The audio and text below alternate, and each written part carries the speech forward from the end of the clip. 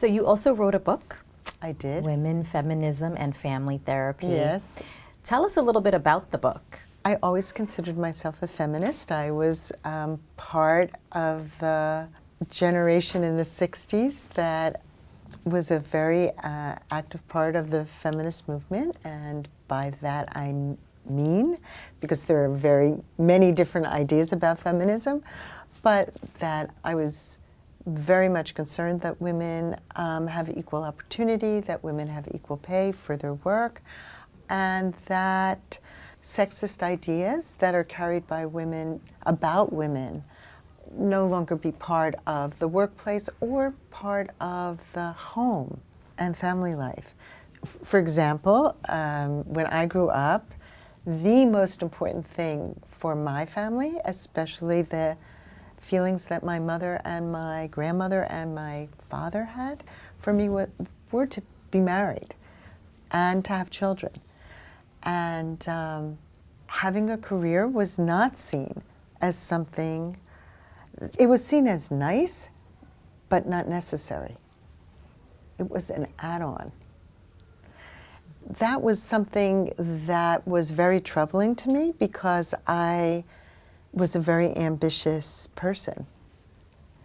And there wasn't any place to actually discuss my ambition or to have it validated in the context of my family.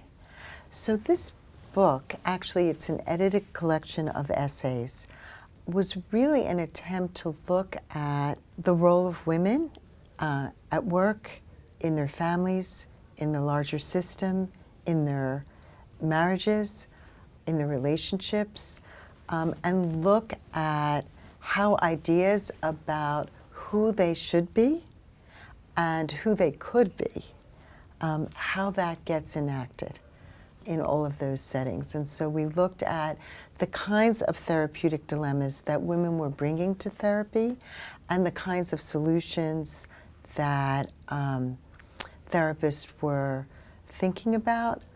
And so that's what that was about. Why is it that you decided you wanted to write about this? Well, I think it really reflected my own story. I think that many of us do research or think about things that impacted us personally.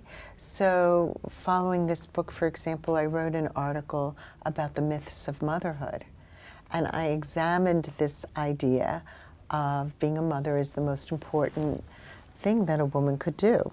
So this was from my personal history. And so I was looking at all the different ways that mothers thought about themselves and cared for children internationally. And really, it turns out that most mothers' labor was seen in the world as too important to be devoted to child raising. Most women in the world were actually in the field working.